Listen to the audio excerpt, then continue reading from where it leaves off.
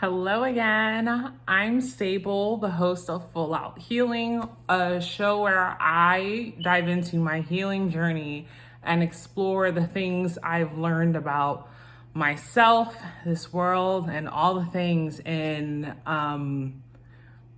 my journey surviving intimate partner violence. And so much more. And so today is episode 9. Woohoo! As I have with all episodes, I'm going to talk about there's a theme and a topic, and I'm going to talk about how I used to relate to it in the past, how I relate to it now, and what are my hopes and desires for the future. So, excuse me. All right, so today's topic is actually very big and juicy and had a significant impact on my life and my lived experience within the context of abuse, and that is the myth of mutual abuse. Okay, the myth of mutual abuse. Now, in the past, the way I guess I'll sort of talk about how I relate to it will kind of define it in the process, right? And so, I'll give some context. Well, no, I'll go in because it'll all reveal itself, okay? So, I remember when I first encountered this idea, I didn't think it was real.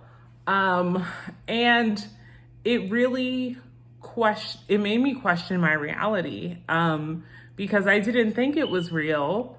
But then my partner at the time was telling me, oh yes, this is the dynamic of our relationship. What's happening is mutual abuse.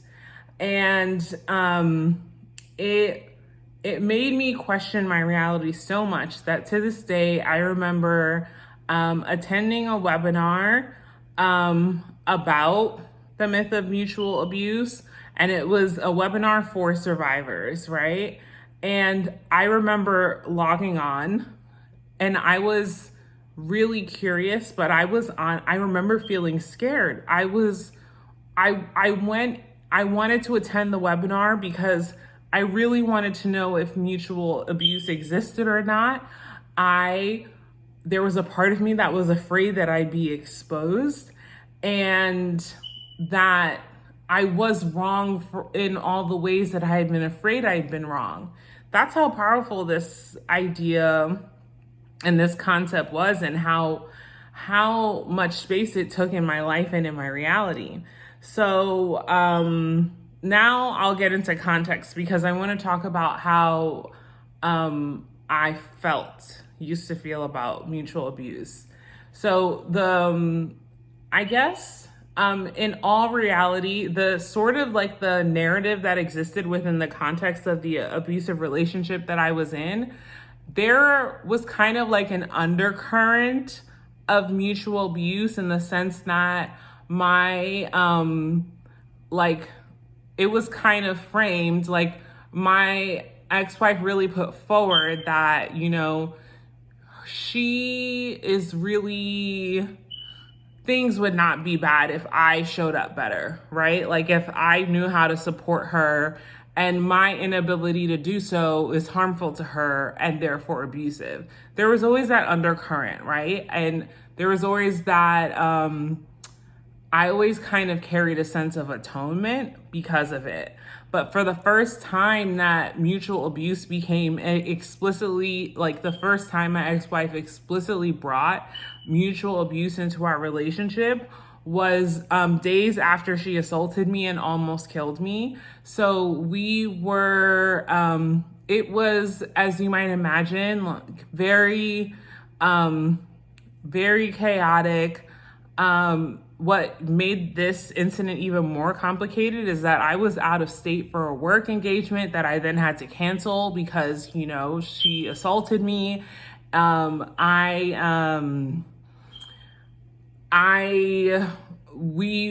she, after getting back to where we were living at the time, she sort of like just drove away.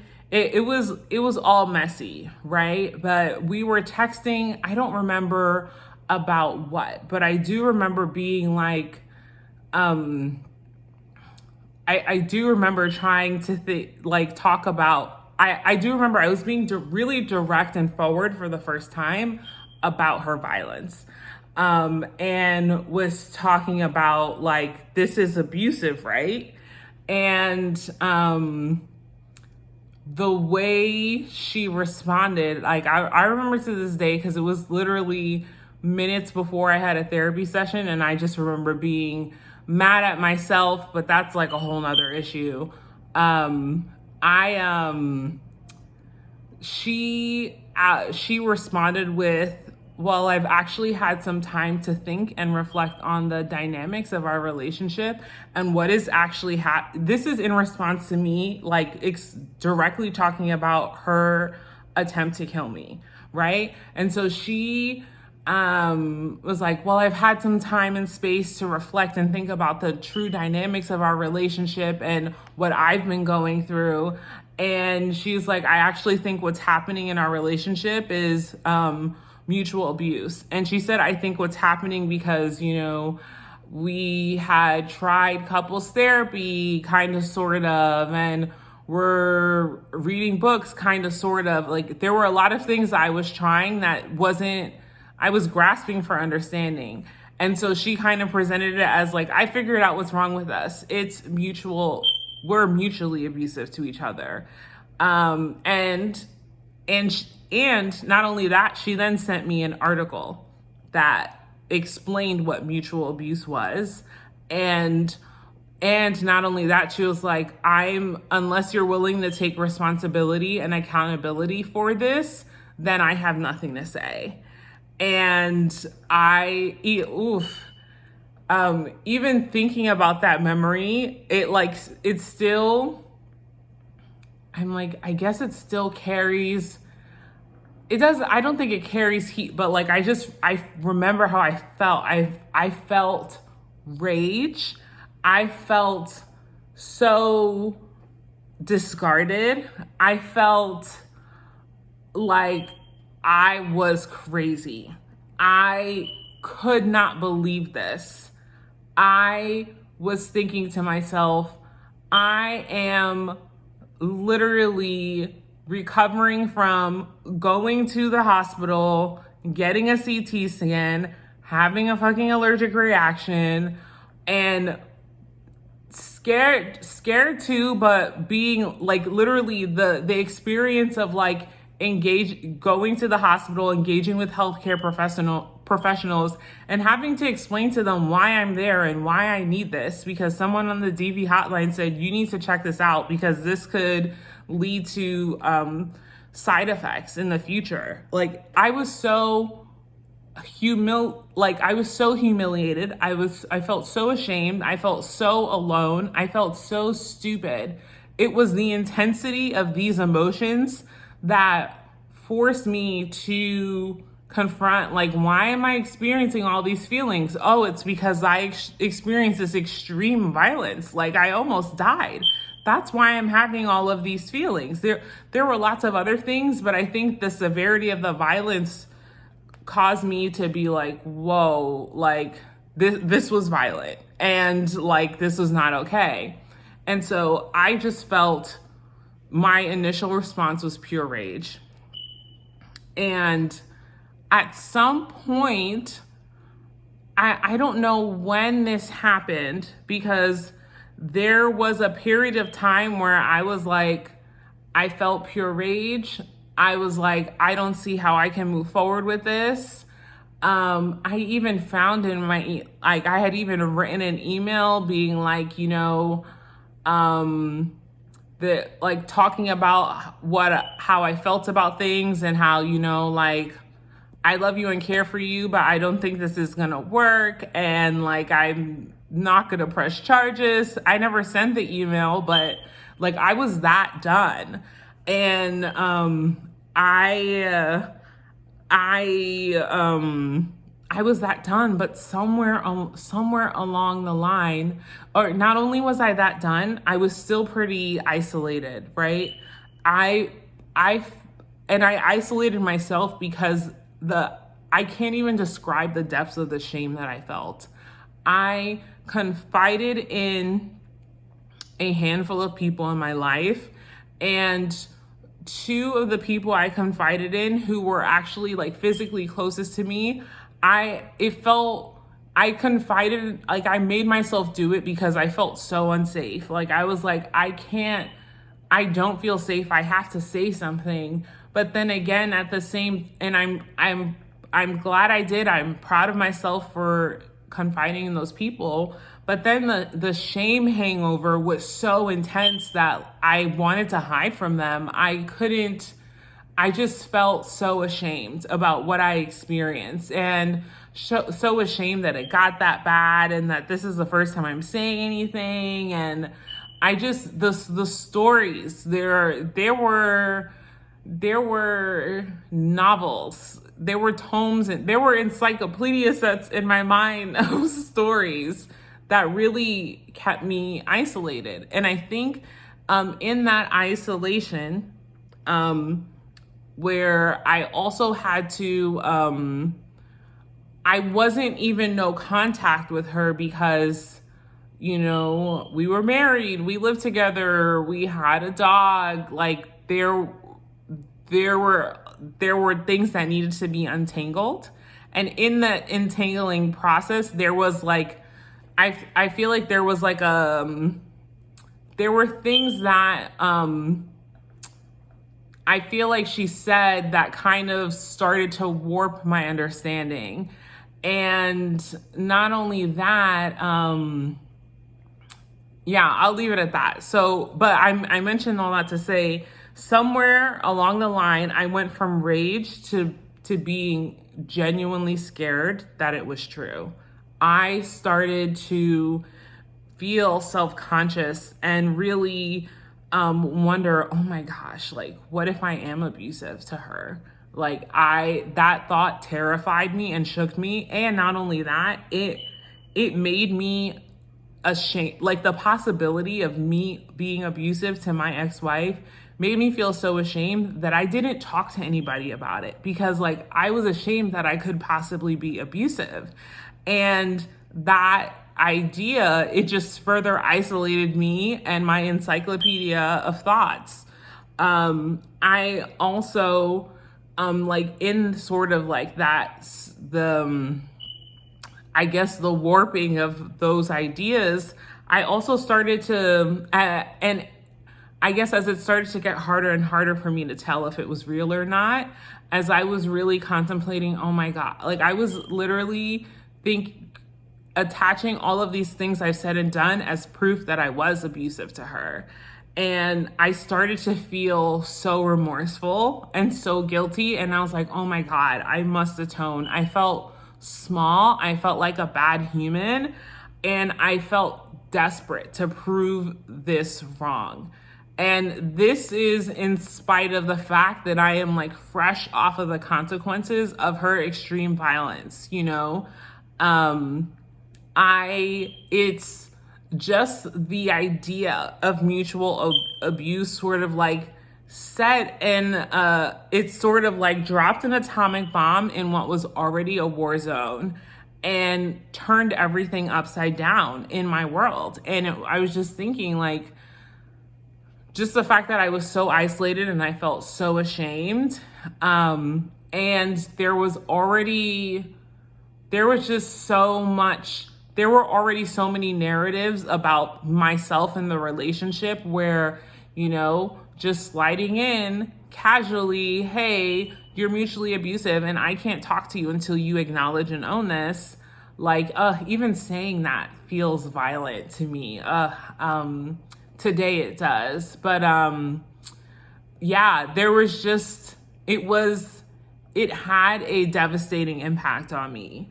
I think the narrative that started to take hold in the relationship as a result of her explicit introduction of oh, what's happening between us is mutual abuse, is that, you know, her abuse was a reaction to my abuse, and it wouldn't have ever existed if I wasn't abusive to her in the first place.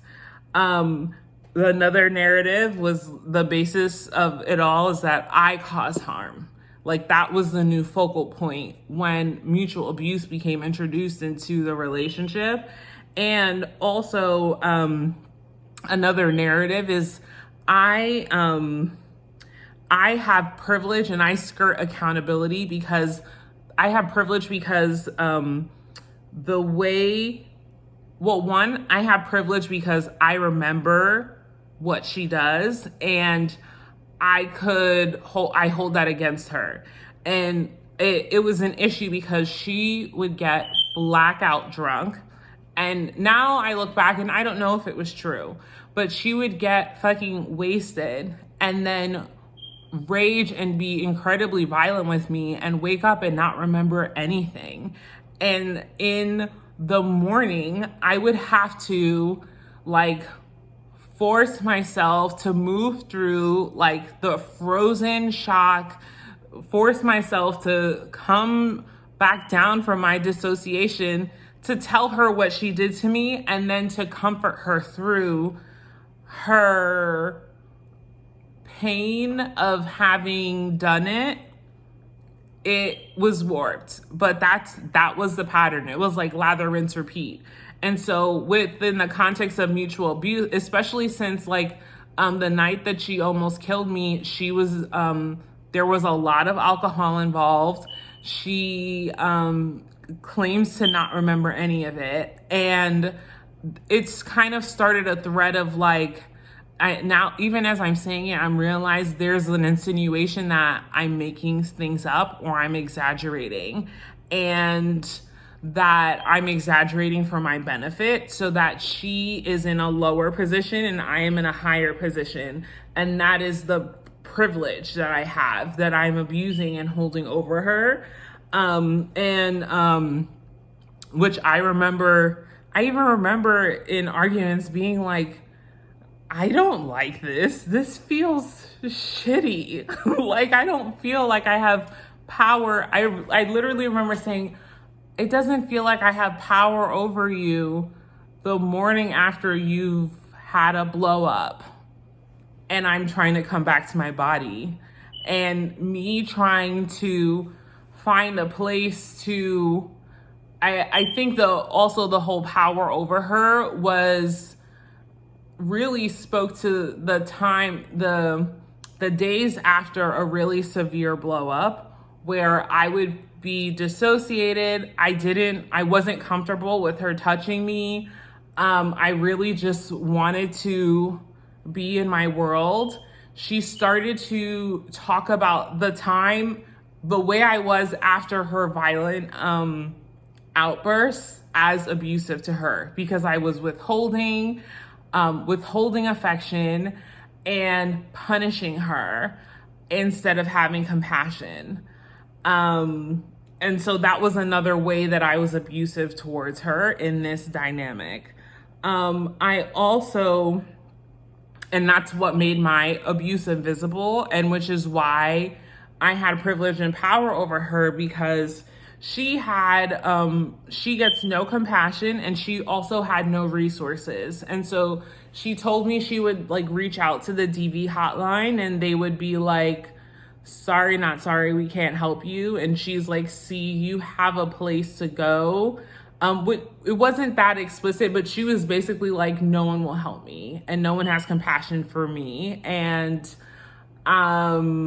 that's that. Yeah, it was kind of used to reinforce that. And another example of how like my abuse was invisible is in the days, in the days after she had almost killed me, I think we spent several days, like I was like, I need several days to just like be with myself and figure shit out. I came up with a list of questions to ask her because she was driving back to where we were living And I was like, I need to know if these things like are, I was like, literally, I couldn't stop replaying what happened. And in my, like, I had to confront certain questions. Like in my logical mind, I was like, someone who loves me wouldn't do this. Someone who cares about me wouldn't do this. So like, I literally asked her, like, do you, like, do you hate me? Do you want me alive? Like, why did you try to kill me? Like, I asked all those questions, and she got really upset with me and really was like, she was literally like, why are you asking these questions? And I remember saying, well, this happened and I'm trying to make sense of it. And in my mind, people who love people don't do these things to them. So this bringing up these questions.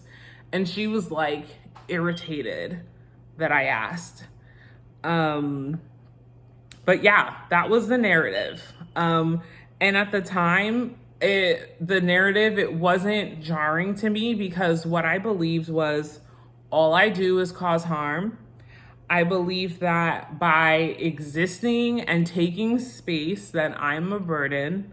I also believed that I have to use my time, energy, and resources to repair the harm that I caused. Like I just felt that at my core and really just wanted to make things right, which is like, that is Olympic level acrobatic shit to walk out of this scenario feeling like I had to make things right, you know? It's just wild to think, saying it out loud and thinking that it was just normal.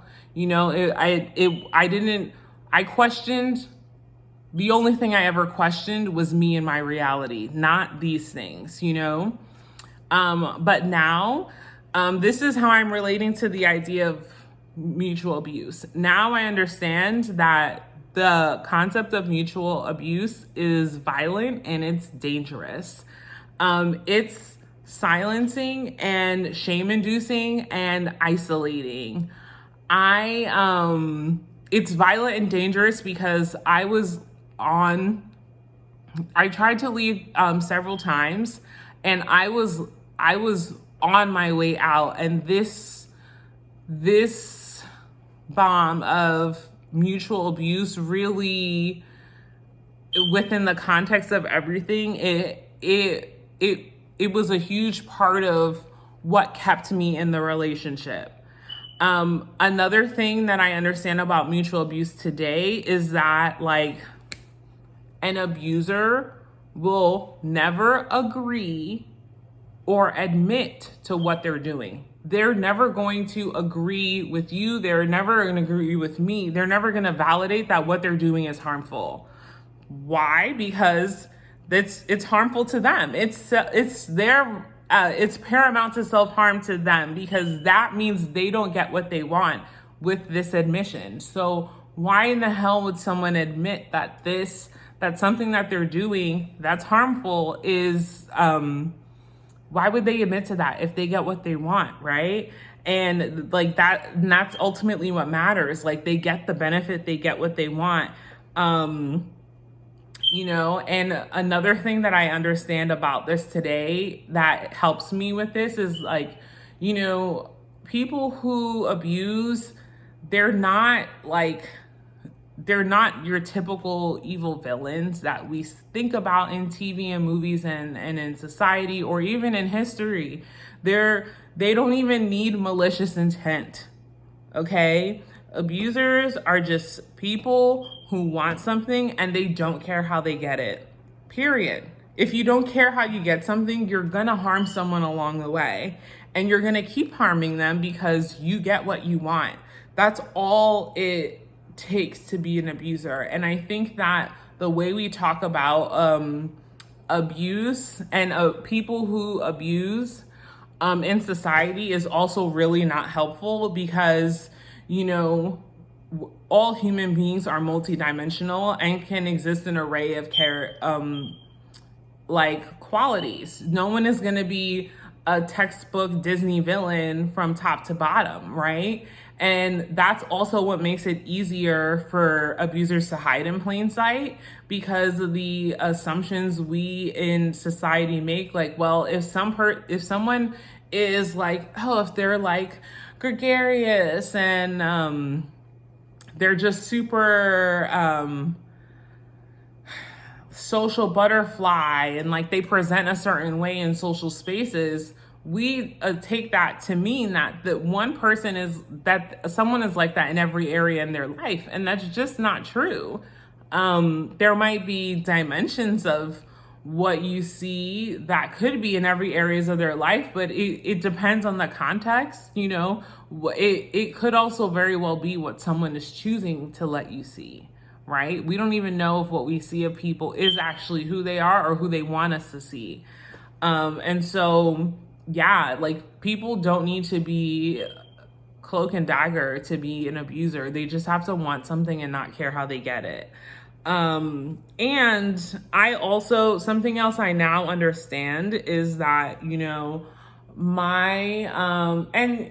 willing to be wrong, but this is how I'm thinking about it now, is that like my ex-wife could not, like, really felt uncomfortable with like the violence that she did, in the sense that like I look back and I think like I just don't think she really could have lived with it.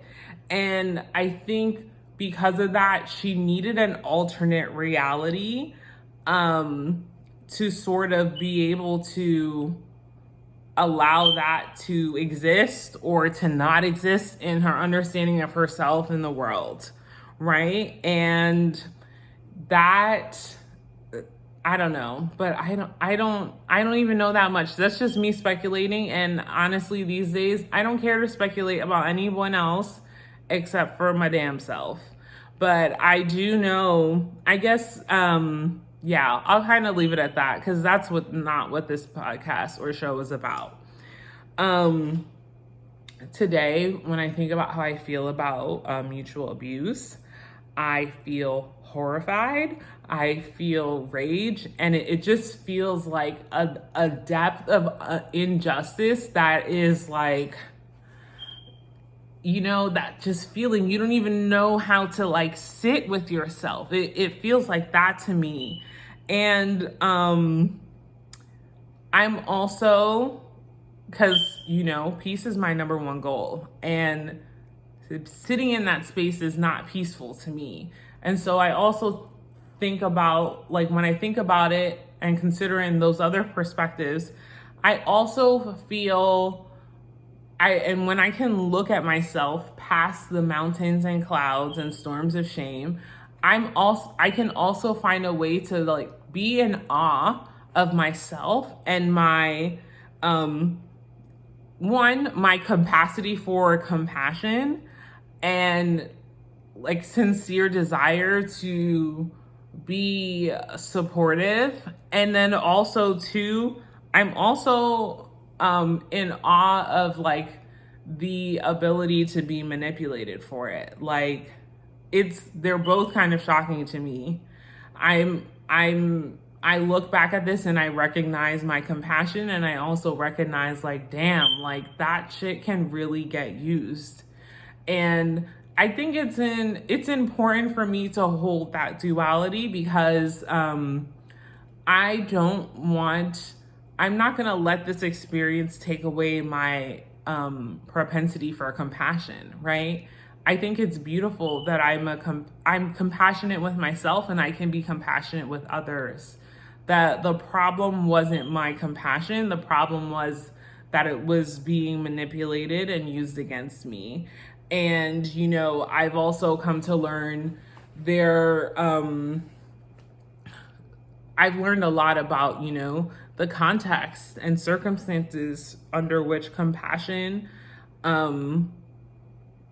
is appropriate, and the types of relationships and what needs to be true for me to use time, energy, resources, and money to demonstrate compassion.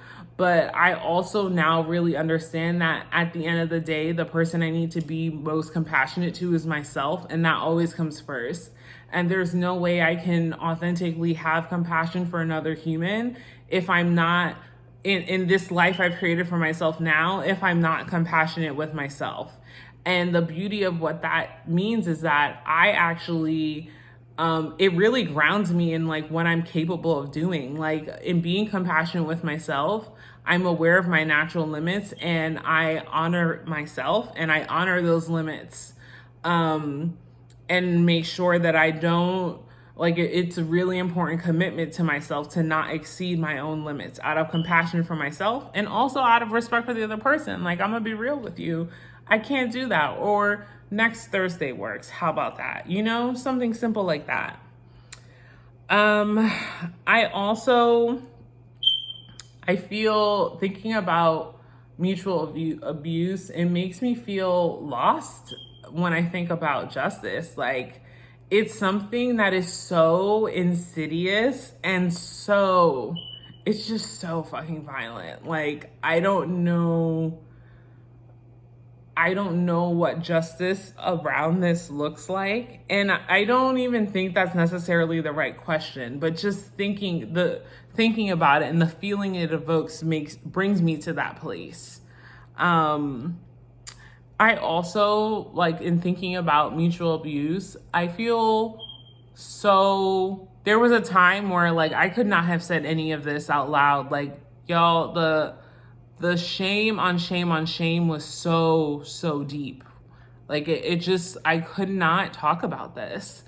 But I think about that and I think about like mutual abuse makes me feel, I feel sadness for the version of me that so desperately needed her validation and who needed her approval about what reality was, about my reality. It just makes me really sad to think about because, you know, it was, I can see how that need was really dangerous, you know, not, and just in general, I think I think in society, we talk about needing external validation and needing approval outside of yourself is like, I think it's a little shamey in the sense of like, oh, you should love yourself, girl. You should have confidence. Like, it's almost as if you're not necessarily less of a person, but you're just, I don't know. There's something about it that feels in certain spaces. This is not like in healing spaces. Like, it is put on the table and we talk about it and let's dig in and find out what this means. But in spaces outside of that context, it definitely feels like almost hierarchical, as if that, you know, oh yeah, that girl, she don't love herself, or oh, she looks for external validations. Like, it's something to look down on someone for, which is really unfortunate because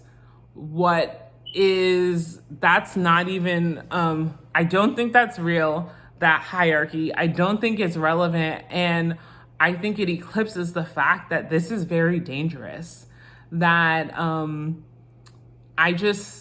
I recognize how and I'm saying that from my experience, I recognize how my need for external validation from my partner, approval from my partner, you know, made me really vulnerable and susceptible to an incredibly dangerous situation. Like, oh my God, I needed the approval of the person who almost murdered me. That is some scary shit. And I think there's room for expansion and spaciousness around how we talk about this. That isn't shamey for the people where that's true for them. And the reality is, like, we're all pointing as if, you know, that's a type of person, as opposed to that is a moment in life. that is a phase or a place in one's journey or evolution, you know? And I think that's what bothers me about it. It's like the othering of people who are in a place of needing external validation, as opposed to a recognition of like, oh, you are at this part of this journey, and recognizing full well that, you know, it's very likely that in some area of your life, there's something where you yourself has sought external, like the people who judge people for it have themselves sought that external validation and approval. And why do I feel confident that this is more likely than not? Because I exist in this society. This society conditions us to not go within to trust ourselves and to go outside of ourselves for approval, like from institutions, from accomplishments, from jobs. It's what keeps our economic society going in this specific iteration, right? I don't think it's necessary, but it's what's been happening. It's what works for certain people in certain positions, and that's our culture.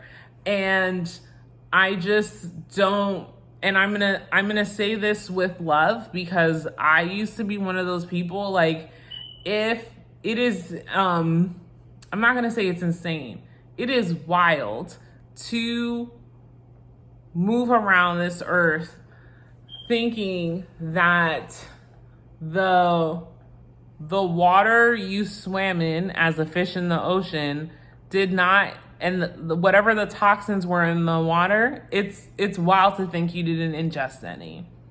And I'm saying, I am lovingly saying that, because that was me. I thought that was another thing this healing journey has taught me. I thought so many things didn't apply to me. Like, I literally look at myself, I'm like, girl, you know you're human, right? Like, but yeah, that is, oh my gosh. This mutual abuse is a big one. And so we're just going to keep going into it. Okay. So the narratives that I understand now about mutual abuse is that, oh, this is so important. Okay. What I understand now is that her response to her violence being called out and being named for what it was gaslighting, projection, and invasion. Full stop. There's nothing else. Like, her trying to call the mutual abuse stops. No. That was a gaslight. That was a projection. That was an Olympic gymnastic somersault away from accountability. And not only that, what is astonishing for me to recognize when I look back on it, I'm like, wow, there was no remorse. There was no remorse. Like, it was almost instant, this overdrive, going into overdrive to rework the narrative of what happened. And in the midst of me drowning in mountains of shame, I didn't even notice that she wasn't remorseful. Yeah, she was sad, she was uncomfortable, but not about what she did. She was sad that I was like, you know, I couldn't move past it, or that my energy changed things. And like, you know, she wasn't sad about what she did. She wasn't remorseful about what she did. Her actions and her words did not convey remorse. I look back and I understand that now, and I'm like, wow, that is very true. It's a very easy thing to cut through and recognize that.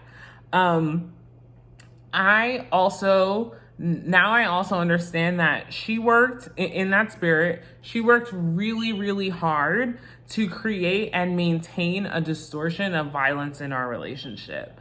And to make it possible to continue. It was, you know, give, like, and this was a distortion.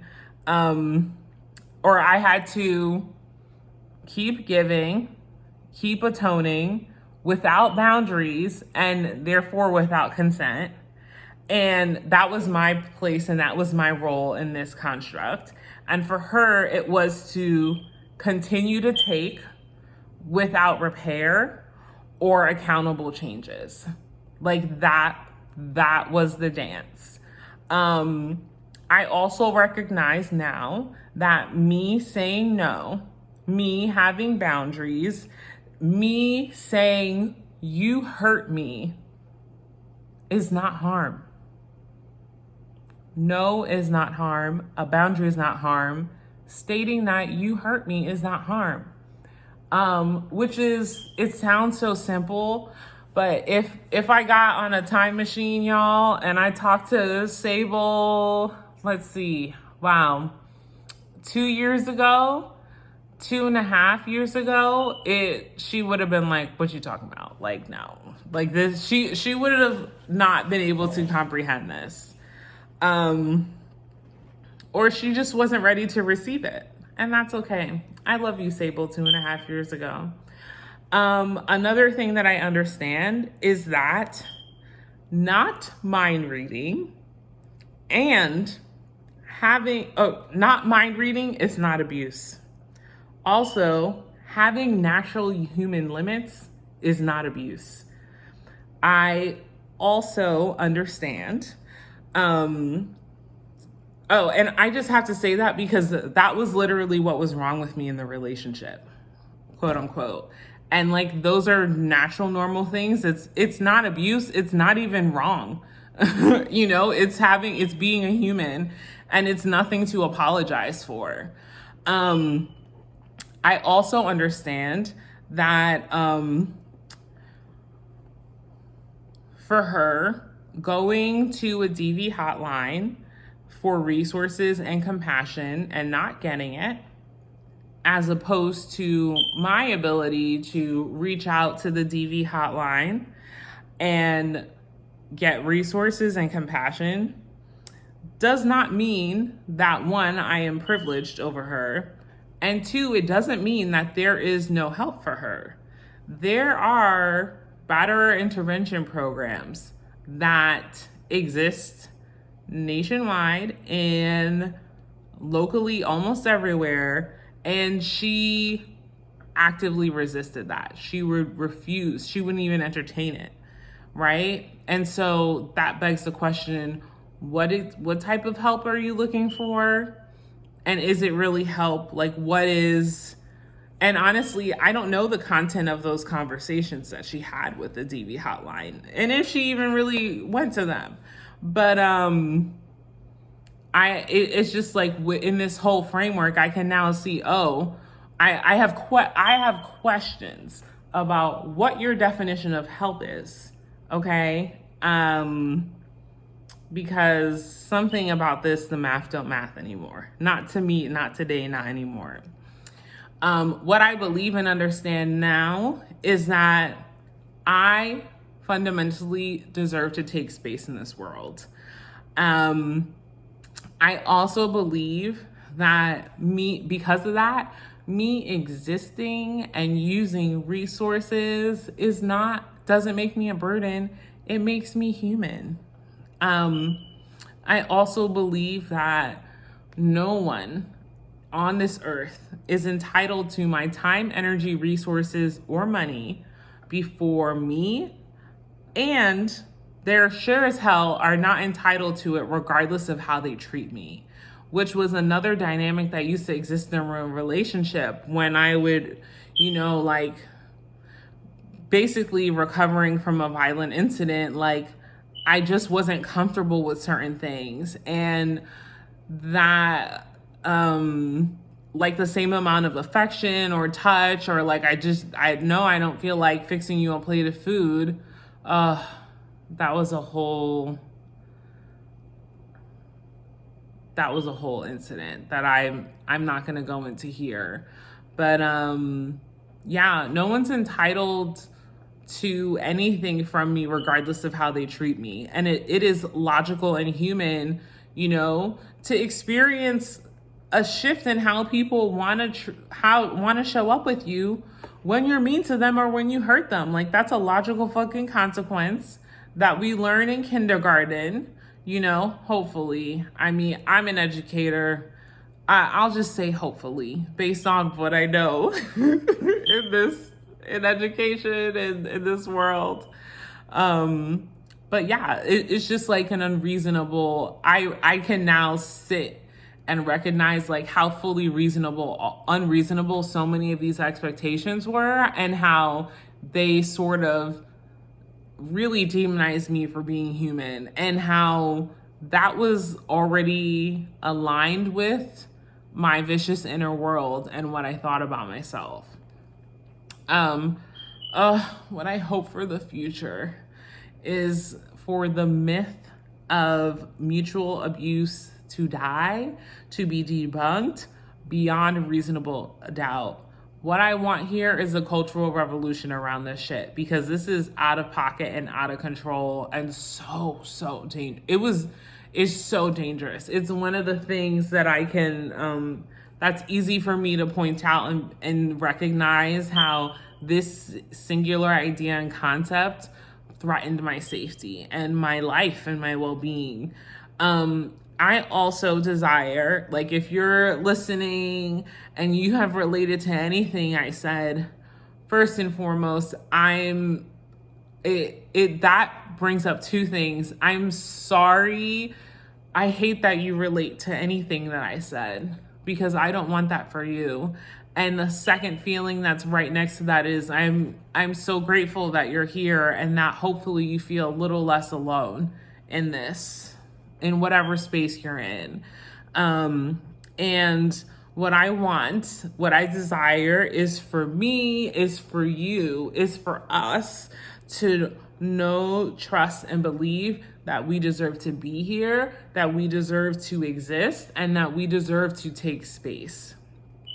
And not only that I am, that you are, that we are entitled to the things in our own lives that allow us to do that, to take space.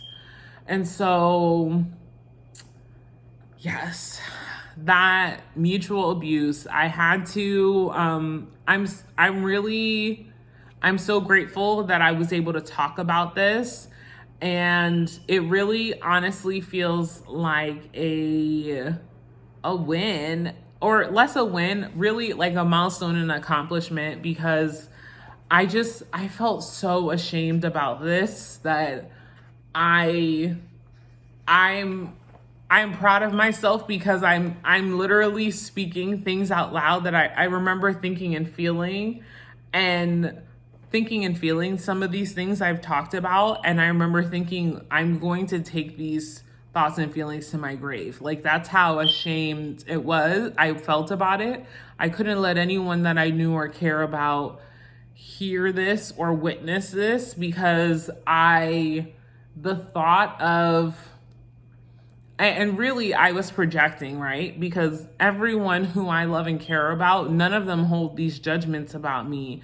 But at the time in my mind, I was just like, I couldn't handle what I thought would be the shift in how they see me. I thought that felt like a death of its own. And I could go into ego death and all that other stuff, but we've been here for quite some time, and I'm grateful you stayed here with me in this conversation.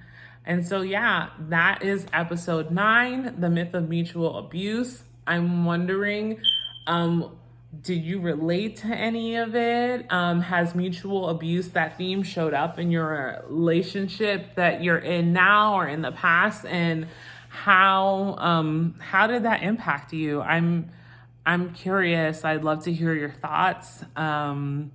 Again, thank you for sharing this space with me, and I hope you have a wonderful day. I'll see you tomorrow. Bye, y'all.